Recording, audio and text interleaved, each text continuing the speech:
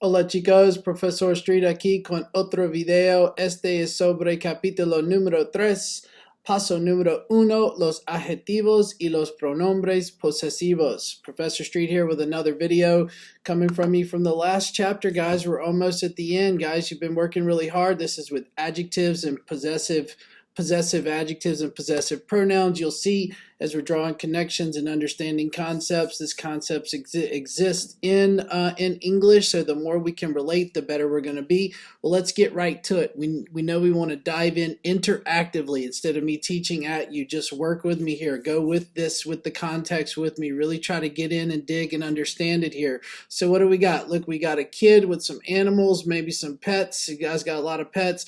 Salma and Dex. Let's see what's going on in this context.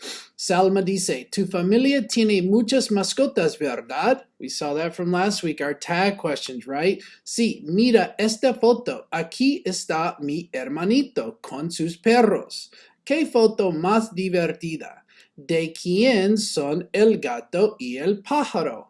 El gato es mío y el pájaro es de nuestra abuela. We have a lot of possession going on in this text, guys. So what are Salma and Dex talking about?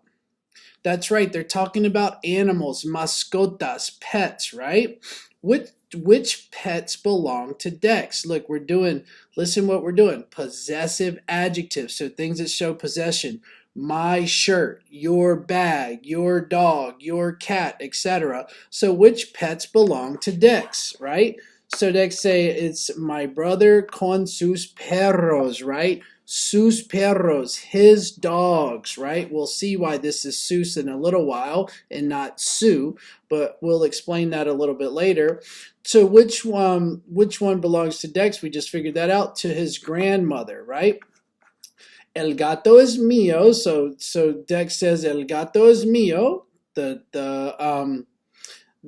cat is mine, y el pájaro is de nuestra abuela, right? So the Dex has the cat, and our grandmother has the bird, right? Nuestra abuela, right? So what are the Spanish words for your, his, and our? The your should be pretty easily, right? It's easy to identify. So Salma and Dex are talking, and Salma says, tu familia, your family, right? And then she talks about mi hermanito, my brother, con sus perros, with his dogs, right?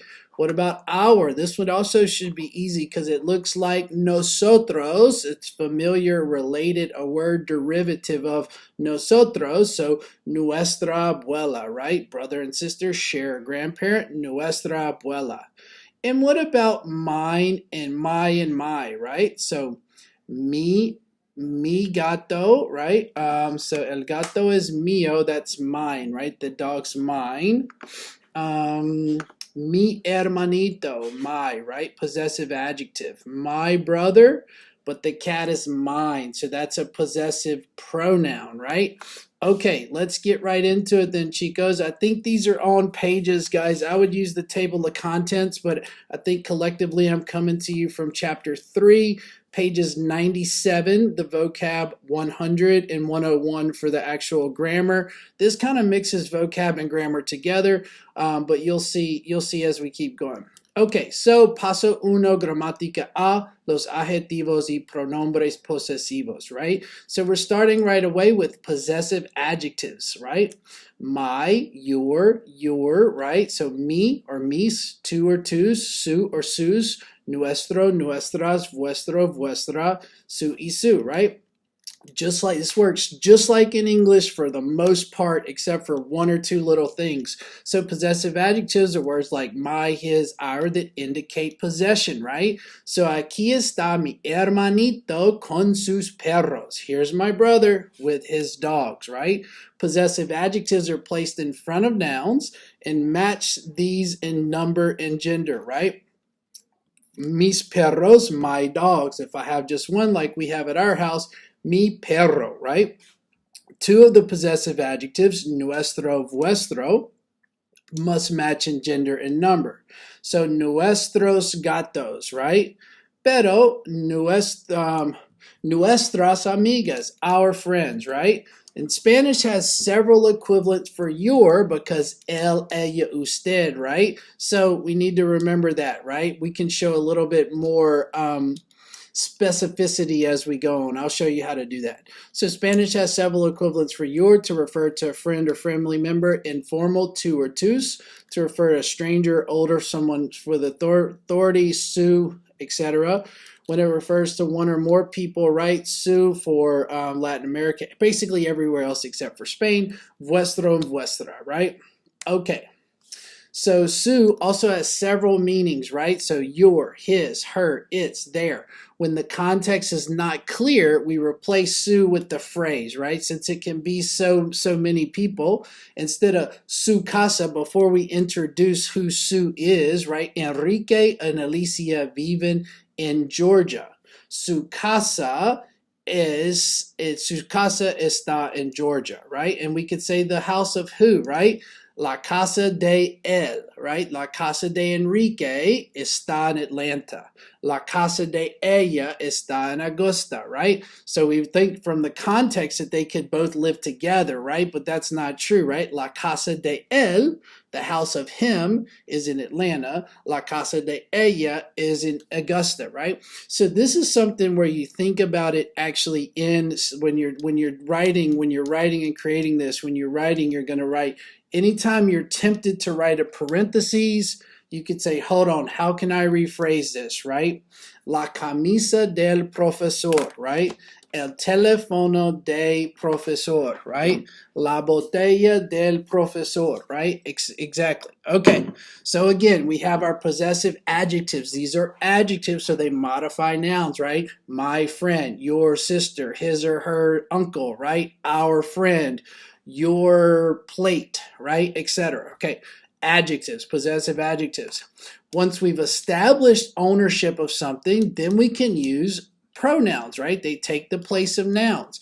Possessive pronouns, los pronombres posesivos, are used when the noun is understood rather than stated. Like possessive adjectives, possessive pronouns agree in gender and number with the nouns they refer to. So, mis perros son cariñosos. My dogs are so lovely, right? So caring, right? Como son los tuyos, right? Oh, sorry, guys. So, mis perros son cariñosos. We've established we're talking about dogs, right? My dogs. So, obviously, I'm going to be asking about yours. So, instead of saying, como son tus perros, right? In English, we would say, well, how are yours, right? Yours is implied that it's your, possessive adjective, dogs. Now we're just going to say a pronoun, yours, right? So to do this, it's a little bit different, right? We need to say el mío, el tuyo, el suyo, el nuestro, right? So singular, plural, masculine, feminine, right? So study this chart here because there's a lot of little accents and on mias and a's or o's or s's, etc., right?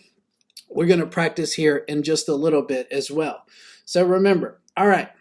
So I want to talk, well, I'll talk about that in just a minute. So look, the vocab on página 97 is muy importante, right? So ¿quién es este señor? So who is this man, right? Este señor es mi profesor, or is el novio de mi amigo. It's the friend, the boyfriend of my friend, right? ¿Quiénes son estos chicos, right? Estos chicos son mis amigos, right? Que foto más bonito, right? These are just little ways to talk about stuff, right? So, ¿cómo es tu familia? Mi familia es pequeña, cariñosa, energética, etc., right? Quiero mucho, right? I love or like a lot, right? Yo estoy casado, no estoy divorciado, right? So just study the vocab, right? Okay, let's practice, guys. Adjetivos posesivos. So again, remember, mi libro, mi mesa, mis libros, mis mesas, nuestro libro, nuestros mesas, etc., right? So you try, say out loud. How do we say my books in Spanish? Remember, my books. All right, mis libros, muy bien. Your key informal brother, your informal brother. Tu hermano. here's a teaching point, right? You see this tu does not have an accent. That's the possessive adjective. If I say tú eres estudiante, you are a student, that's a subjective pronoun, you. Tú eres estudiante. That tú sounds the same, however, it has an accent, right? That's one of the accent rules in Spanish. The main one is for pronunciation differences. However, it's also for words that sound and look the same to differentiate their meaning. So, tu hermano does not have an accent. Good. Our classes. Now look at this. Classes is plural. Look up at the chart here. Let's see. So remember, la clase, so our classes. Nuestras clases. Very good. Here's the difference I told you I was going to get to telling you about. Their uncle. So the subject is plural. They have an uncle, right? They have an uncle. This is more context than it's right here. But anyway, listen. They have an uncle. Their uncle is Sam. All right? So ellos tienen un tío. They have an uncle. How are we going to answer this? Is it going to be sus tío or su tío? Oh, sorry, we're not on that. We're on her professor. Sorry, scratch that. We'll get to that one in a minute. Her professor. Two ways to do this. Su profesor or el profesor de ella. Remember, since we don't know who su could refer to in this limited context, we could say the professor of her. All right, now back to the other one. Their uncle. They have an uncle. Their uncle is Sam. Ellos tienen un tío. Blank tío, whatever, right? So su tío, or el tío de ellos. This is the main difference with possessive adjectives from English to Spanish. In English, the possessive adjective modifies the thing that's possessing it, right? They have an uncle. Their uncle is Sam. Their modifies they that have the uncle, right? In Spanish, it's the other way. The thing being possessed is what determines if we're going to use su or sus in this case, right? Very good. Your formal parents. Now you try with this one. This is very similar to the su tío one. Your formal parents. Your as in two, but your formal parents. Okay, sorry. Sus padres or los padres de usted. No, it was formal. Sorry. So not tu. You, su, right? Sus padres, los padres de usted. Very good. All right, chicos, good. Let's go. This is from the book, right? So this, you guys are going to have a slightly different answers than me, but you can practice along. Let's practice with the possessive adjective and the possessive pronoun. So I'll show you the model here. So this is one person saying about their family, and we're going to say about our family, right? So mi familia vive en Florida. I forgot what the person's name was. I think it was Carlos or something. So I could say mi familia vive en Virginia.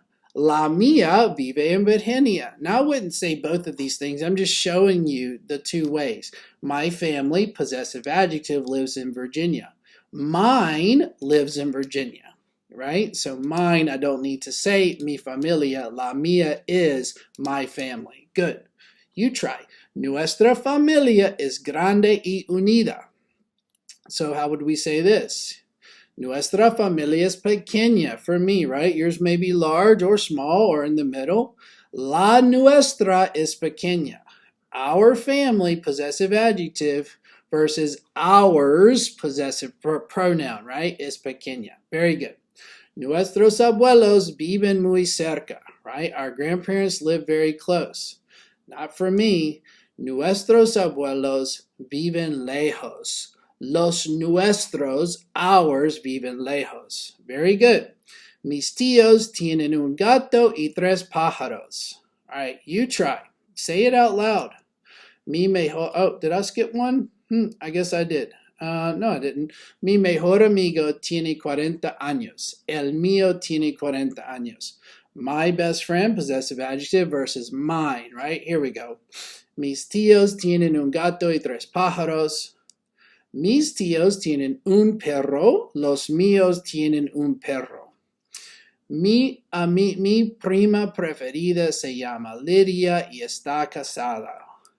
Mi prima preferida se llama Dawn. La mía se llama Dawn.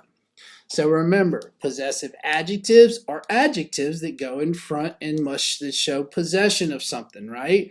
Remember with su, we could do el amigo de ella or su amigo or amiga, right? Possessive pronouns assume that we've already established what we're talking about, and the la mia for number one would refer to my family, right? La nuestra, our family, etc., right?